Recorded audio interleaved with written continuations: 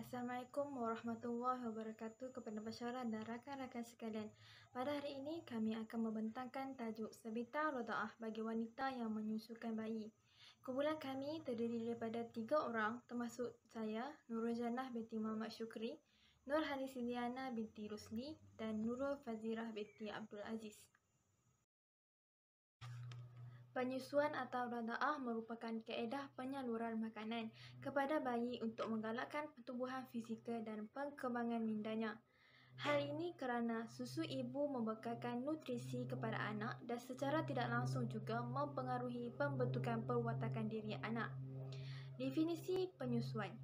Menurut bahasa, penyusuan bermaksud menghisap payudara ibu dan minum susunya. Menurut istilah syarak pula, ia merujuk kepada perbuatan meminum susu seorang wanita atau susu wanita yang mengalir masuk ke perut menjadi darah daging dan memberi kesan pada otak. Rada'ah adalah sampainya air susu seorang wanita ke dalam perut bayi yang usianya tidak lebih dari 2 tahun. Rada'ah merupakan penyusuan bayi yang dilakukan oleh wanita selain ibu kandung. Rada'ah adalah salah satu sebab terjadinya hubungan mahram. Hubungan mahram rada'ah disebut mahram sepersusuan dan pernikahan diharamkan antara mereka. Hukum rada'ah. Menyusukan bayi yang bukan anak kandung dalam Islam adalah perbuatan yang sah, tetapi hak peraturan dan kewajipan harus ditaati oleh mereka. Salah satu peraturannya adalah larangan berkahwin dengan saudara sesusuan. Namun, ulama kontemporari menghukumkan penyusuan kanak-kanak yang bukan anaknya tanpa sebarang hajat dan keperluan yang mendesak oleh ibu susuan sebagai makruh kerana isu pergaulan. Selain itu, jika seseorang menyusu dari ibu susuan yang sama, maka disebut dengan istilah saudara susuan. Dasar hukum akibat rada'ah menurut hadis dari Ibnu Abbas radhiyallahu anhu, ia berkata bahawa Nabi SAW pernah berkata berkenaan dengan anak perempuan Hamzah. Dia tidak halal bagiku menikahinya kerana dia adalah anak perempuan dari saudara sesusuanku. Dilarang menikahi mahram sesusuan sebagaimana dilarang menikahi mahram sebab nasab. Seterusnya, kaedah susuan yang menjadikan bayi tersebut mahram dengan sebab susuan. Selain daripada kaedah penyusuan secara langsung daripada payudara ibu, terdapat beberapa keadaan penyusuan yang turut diambil kira sebagai sah, seperti menggunakan alat sokongan atau alat bantuan sebagai kaedah menyusukan bayi, seperti menggunakan tiup, botol susu dan sebagainya. Menurut Imam Asy-Syafi'i, dan demikianlah Al-Waju dan Al-Sa'ud, kedua-duanya adalah sama seperti menyusu. Dari ayat di atas, Al-Waju bermaksud bayi menjuduk susu melalui hidungnya daripada suatu bekas atau selainnya. Al-Sa'ud pula bermaksud bayi menjudut air susu ke kerongkongnya tanpa melalui sedutan daripada payudara ibu. Berpegang dengan konsep ini, apa sahaja kaedah penyusuan yang dapat menyalurkan susu ke kerongkong dan seterusnya susu itu sampai ke perut bayi, maka kaedah penyusuan ini diambil kira.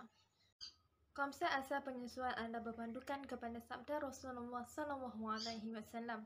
Tidaklah dikatakan sempurna penyusuan melainkan penyusuan yang memanjangkan tulang dan menumbuhkan daging.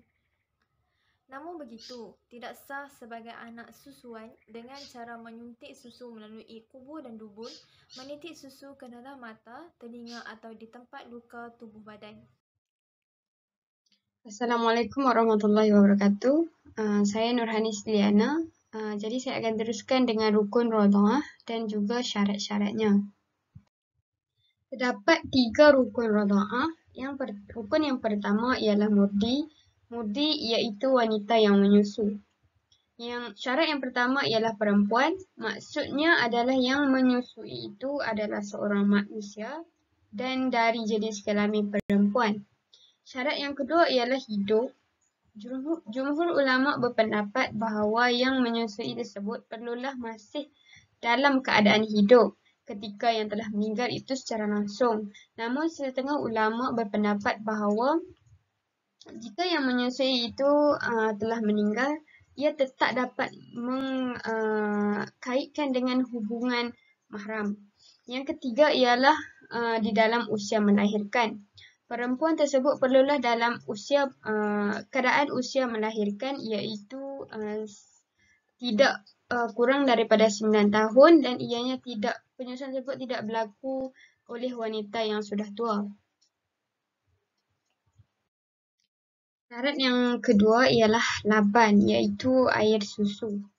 Terdapat syarat-syarat air susu. Yang pertama ialah air susu sebagai makanan pokok. Air susu yang diminum adalah berfungsi sebagai makanan pokok bagi yang menyusu. Yang kedua ialah kadar air susuan. Terdapat 3 jenis kelompok yang membahagikan kadar air susuan. Kelompok pertama ialah kelompok Abu Ubaid dan Abu Tasawuf. Ia menjelaskan 1 atau 2 kali hisapan tidak menyebabkan keharaman. Adapun yang menyebabkan keharaman adalah isapan ketiga hingga lebih. Dan kelompok yang kedua ialah daripada Imam Syafi'i. Penyebab keharaman ialah 5 kali isapan. Dan kelompok yang ketiga ialah daripada sesetengah ulama lain berpendapat bahawa isapan yang menyebabkan keharaman suatu hubungan adalah 10 kali hisapan. Namun begitu, sunnah telah menetapkan bahawa kadar air susuan ialah sebanyak 5 kali susuan. Dan syarat yang ketiga ialah air susu haruslah murni, iaitu air susu tidak boleh bercampur dengan susu lain atau zat lain di luar air susu ibu. Manakala itu, rukun yang ketiga ialah rodhi, iaitu anak yang menyusu. Terdapat beberapa syarat di bawah rukun ketiga ini. Yang pertama ialah anak yang menyusu tersebut perlulah dalam keadaan hidup.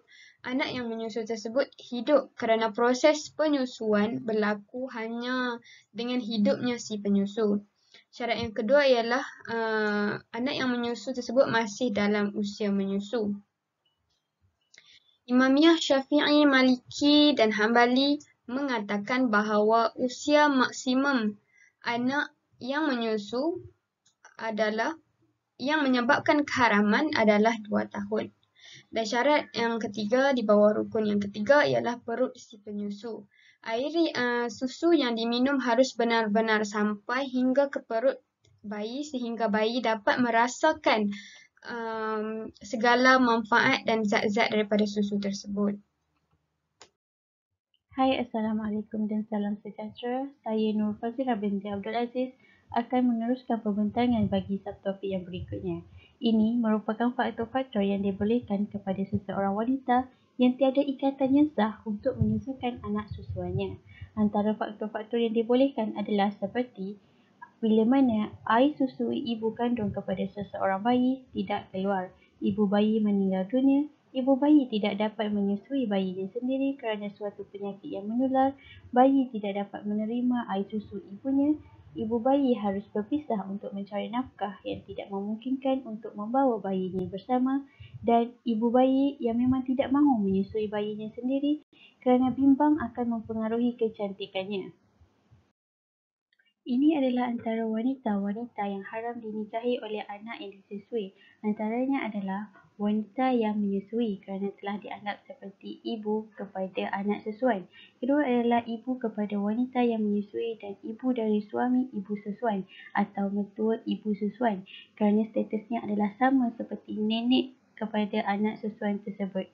Yang keempat adalah saudara perempuan ibu susuan dan juga saudara perempuan wanita yang menyusui kerana kedua-dua golongan ini telah dianggap seperti ibu saudara baginya. Yang keenam pula adalah anak keturunan ibu susuan, baik dari pihak anak laki-laki maupun anak perempuan, iaitu cucu dan keturunan yang seterusnya. Ini kerana mereka-mereka ini telah menjadi saudara satu sesusuan, sama juga seperti saudara perempuan sesusuan, baik yang seibu seayah atau salah satu darinya. Penyusuan yang menyebabkan anak susuan menjadi mahram berdasarkan Al-Quran dan Al-Sunnah. Untuk Al-Quran, petikan diambil daripada surah An-Nisa ayat 23, manakala untuk Al-Sunnah, semua rujukan diambil daripada kata-kata Aisyah radhiyallahu anhu. Kedua-dua petikan ini sangat jelas menunjukkan bahawa dengan asbab penyusuan, ibu susuan adalah sama kedudukannya dengan ibu sebenar kepada anak susuannya, dan anak-anak perempuan ibu susuan pula adalah dianggap sama seperti saudara perempuan anak susuannya. Justru itu, golongan-golongan ini adalah haram untuk dikahwini oleh anak susuan tersebut. Secara kesimpulannya, rada'ah adalah penyusuan anak atau bayi yang diserahkan kepada perempuan lain yang bukan ibunya yang mengakibatkan hukum mahram antara ibu yang menyusui serta anak-anaknya dengan anak yang disusuinya. Rada'ah adalah diperbolehkan oleh Islam sesuai dengan akad atau perjanjian antara ibu bapa kandung bayi dengan perempuan yang menyusuinya. Dan akhir sekali, dengan adanya rada'ah ini, ia dapat membantu seseorang bayi untuk kembali meneruskan hidupnya. Jadi, itu sahaja pembentangan daripada kumpulan kami. Sekian, terima kasih.